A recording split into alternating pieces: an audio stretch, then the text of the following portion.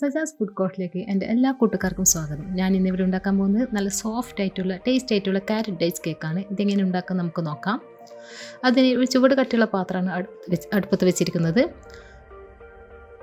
ഇതിലേക്ക് 1 കപ്പ് പഞ്ചസാര ചേർത്ത് കൊടുക്കണം. ഞാനിവിടെ ഒരു ഇരുമ്പിൻ്റെ ചീനച്ചട്ടിയാണ് ഉപയോഗിച്ചിരിക്കുന്നത്. വെരി ലോ ഫ്ലെയിമിലായിരിക്കണം ഇത് വെക്കേണ്ടത്. കാരമലായി കഴിയുന്നവരെ ഫ്ലെയിം കൂട്ടുകയും ചെയ്യരുത്. വെരി ലോ ഫ്ലെയിമിലാണ് ഇത് ഉണ്ടാക്കിയെടുക്കേണ്ടത്. ഇതെടുത്ത് ഇളക്കി കൊടുക്കുക. കുറച്ച് കുഴിയുള്ള പാത്രം അങ്ങ് നന്നായിരിക്കും. കാരമലാകുമ്പോൾ കയ്യിൽ തെറിക്കാതിരിക്കാൻ വേണ്ടിയിട്ടാണ്, കൈ പൊള്ളാതിരിക്കാൻ വേണ്ടിയിട്ടാണ് കുഴിയുള്ള പാത്രം എടുക്കാൻ പറയുന്നത്. പഞ്ചസാര അലിഞ്ഞ് വന്നിട്ട് നല്ല യെല്ലോ കളറായി നിങ്ങൾക്ക് കാണാൻ കഴിയുന്നുണ്ടാവും. ഈ സമയം നമുക്കൊരു 3/4 കപ്പ് വെള്ളം ചൂടാക്കിയെടുക്കണം. നല്ല ചൂടുള്ള വെള്ളം വേണം. പഞ്ചസാര നന്നായി അലിഞ്ഞിട്ടുണ്ട്. ഇതിലേക്ക് ചൂടുള്ള വെള്ളം കുറച്ചായി ഒഴിച്ചു കൊടുക്കുക. ഞാൻ നേരത്തെ പറഞ്ഞ പോലെ വെള്ളം ഒഴിക്കുമ്പോൾ തെറിക്കുന്നുണ്ട്. അത് കയ്യിൽ തെറിക്കാതിരിക്കാൻ വേണ്ടിയിട്ടാണ് കുറച്ച് കുഴിയുള്ള പാത്രം എടുക്കാൻ പറഞ്ഞത്. ഇത് പഞ്ചസാരയുമായി നന്നായിട്ട് മിക്സ് ചെയ്യുക. കുറച്ചായി വെള്ളം ചേർത്ത് കൊടുക്കുക. നന്നായിട്ട് മിക്സ് ചെയ്യുക. ഇതൊരു 10 മിനിറ്റ്സ് വെരി ലോ ഫ്ലെയിമിൽ വെച്ച ശേഷം ഇത് തണുക്കാൻ വേണ്ടി മാറ്റി വെക്കുക. നമ്മുടെ കാരമൽ റെഡി ആയിട്ടുണ്ട്. ഇനി നമുക്ക് ഇതിലേക്ക് വേണ്ട ഇൻഗ്രീഡിയൻസ് റെഡിയാക്കി വെക്കാം. ഇതിലേക്ക് 1.5 കപ്പ് ക്യാരറ്റാണ് വേണ്ടത്. വലിയ ക്യാരറ്റ് ആണെങ്കിൽ 1.5 ക്യാരറ്റ് മതിയാവും. മീഡിയം സൈസ് ആണെങ്കിൽ 2 ക്യാരറ്റ് വേണം. 1.5 കപ്പ് ക്യാരറ്റ് ഗ്രേറ്റ് ചെയ്തത് എടുത്ത് വെക്കുക. ഒരു ബൗളിലേക്ക് ചേർക്കുക. ഇതിലേക്ക് 3/4 കപ്പ് ഈത്തപ്പഴമാണ് മുറിച്ചത് വേണ്ടത്. ഏകദേശം ഈ ഒരു കഷ്ണത്തിൽ മുറിച്ചാൽ മതിയാവും. 3/4 കപ്പ് ഈത്തപ്പഴം ഈ ക്യാരറ്റിലേക്ക് ചേർത്ത് കൊടുക്കുക.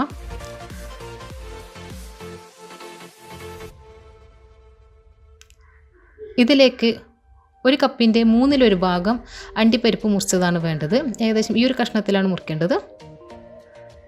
അതും ഇതിലേക്ക് ചേർത്ത് കൊടുക്കുക. 1 കപ്പിൻ്റെ 1/3 ഭാഗം അണ്ടിപ്പരിപ്പും ചേർത്ത് നന്നായി മിക്സ് ചെയ്ത് കൊടുക്കുക. ഇതിലേക്ക് മൈദയോ ഓൾ പർപ്പസ് ഫ്ലോറോ നിങ്ങളുടെ കയ്യിൽ എന്താണോ ഇല്ല ചേർത്ത് കൊടുക്കുക. ഞാനിതിൽ മൈദയാണ് ചേർത്തിരിക്കുന്നത്. അതും ചേർത്ത് മിക്സ് ചെയ്യുക. ഇത് കേക്കിൻ്റെ അടിയിലേക്ക് പോകാതിരിക്കാൻ വേണ്ടിയിട്ടാണ് ഇങ്ങനെ ചെയ്യുന്നത്. ഇനി ഇതിലേക്ക് വേണ്ട ഡ്രൈ ഇൻഗ്രീഡിയൻസ് നമുക്ക് അരിച്ചു വെക്കാം. 1.5 കപ്പ് മൈദയാണിത്. അരിപ്പയിലേക്ക് ഇട്ട് കൊടുക്കുക. ഇതിലേക്ക് 1 ടീസ്പൂൺ ബേക്കിംഗ് സോഡ, 1/4 ടീസ്പൂൺ ഉപ്പ്, ഈ 2 പൗഡേഴ്സും ചേർത്ത് കൊടുക്കുക. എന്നിട്ട് നന്നായിട്ട് മിക്സ് ചെയ്യുക. ഒരു വട്ടം അരിച്ചെടുത്ത ശേഷം പിന്നെ നമുക്കൊരു സ്പൂൺ കൊണ്ടോ ഫോർക്ക് കൊണ്ടോ ഒന്ന് മിക്സ് ചെയ്യാൻ മതിയാവും. ഇതിലുള്ള ബേക്കിംഗ് സോഡയും സാൾട്ടും മൈദയും എല്ലാം കൂടി നന്നായിട്ട് മിക്സ് ചെയ്ത് വരാൻ വേണ്ടിയിട്ട് ഇങ്ങനെ ചെയ്യുന്നത്. ഇനി ഒരു ബൗളെടുത്ത് ഇതിലേക്ക് 3 മുട്ട പൊട്ടിച്ചൊഴിക്കുക. ഇതൊന്ന് ബീറ്റ് ചെയ്യാൻ തുടങ്ങുക. ബീറ്റ് ചെയ്ത് വരുമ്പോൾ ഇതിലേക്കുള്ള പഞ്ചസാര ചേർത്ത് കൊടുക്കുക. 3/4 കപ്പ് മുതൽ 1 കപ്പ് വരെയാണ് പഞ്ചസാര ചേർത്ത് കൊടുക്കേണ്ടത്. മധുരം കുറവ് മതിയെങ്കിൽ 3/4 കപ്പ് മതിയാവും. മധുരം കുറച്ച് കൂടുതൽ വേണമെന്നവർ 1 കപ്പ് വരെ ചേർത്ത് കൊടുക്കുക. ഞാനിതിൽ 1 കപ്പ് പഞ്ചസാരയാണ് ഉപയോഗിച്ചിരിക്കുന്നത്. എഗ്ഗ് നന്നായിട്ട് പതഞ്ഞ് വന്നിട്ടുണ്ട്. ഇതിലേക്ക് 1/2 ടീസ്പൂൺ സിനമൺ പൗഡർ ചേർത്ത് കൊടുക്കുക. ഇത് കേക്കിൻ്റെ ഒരു പ്രത്യേക ഫ്ലേവർ നൽകും. ഇത് കേക്കിൻ്റെ മസ്റ്റായിട്ട് വേണ്ടുന്നൊരു പൗഡറാണ്. നല്ലൊരു ടേസ്റ്റാണ്. ഈ സിനമൺ പൗഡർ ചേർത്തത് നല്ലൊരു മണമാണ്.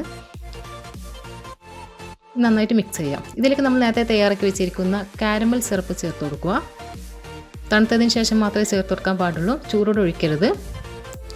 ഇത് ചേർത്ത് നന്നായിട്ട് മിക്സ് ചെയ്യാം. നമ്മൾ എഗ് ബാറ്ററിൻ്റെ കളറൊക്കെ മാറുന്നത് കാണാൻ കഴിയും. ഇതിലേക്ക് നമ്മൾ നേരത്തെ തയ്യാറാക്കി വെച്ചിരിക്കുന്ന ഡ്രൈ ഇൻഗ്രീഡിയൻസ് ചേർത്ത് കൊടുത്ത് നന്നായിട്ട് മിക്സ് ചെയ്യാം. ഹാൻഡ് വിസ്കോ ഒരു ഫോർക്കോ ഉപയോഗിച്ച് കട്ടയില്ലാതെ മിക്സ് ചെയ്യണം. ഒരുപാട് ബലം കൊടുത്ത് മിക്സ് ചെയ്യരുത്. ഇതിലേക്ക് നമ്മൾ നേരത്തെ തയ്യാറാക്കി വെച്ചിരിക്കുന്ന ക്യാരറ്റ് ഡേറ്റ്സ് മിക്സ് ചേർത്ത് കൊടുക്കുക. സാവധാനം ഇളക്കി കൊടുക്കുക. ഇത് നല്ല തിക്കായിട്ടുള്ളൊരു ബാറ്ററാണ്. നന്നായിട്ട് ഇത് മിക്സ് ചെയ്ത് കൊടുക്കുക.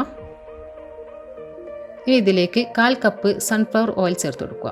ഇത് എഗ്ഗ് മിക്സ് തയ്യാറാക്കുന്ന സമയത്ത് ചേർത്ത് കൊടുത്താൽ മതി, ഈ ടൈം ചേർത്ത് കൊടുത്താൽ മതി, ഏതായാലും കുഴപ്പമില്ല. ഇനി കേക്ക് ബേക്ക് ചെയ്യാൻ വേണ്ടി ടിൻ നമുക്ക് റെഡിയാക്കാം. ഇതൊന്ന് ഗ്രീസ് ചെയ്ത് കൊടുക്കാം. പിന്നെ ഇവിടെ സൺഫ്ലവർ ഓയിൽ ഉപയോഗിച്ചിട്ടാണ് ഗ്രീസ് ചെയ്തിരിക്കുന്നത്. ഇനി ഇതിലേക്ക് ബട്ടർ പേപ്പർ വെച്ച് കൊടുക്കാം. ഇതിന് കണക്കായി മുറിച്ച് വെച്ച ബട്ടർ പേപ്പറാണിത്. ഇത് ഇതിലേക്ക് വെച്ച് കൊടുക്കുക.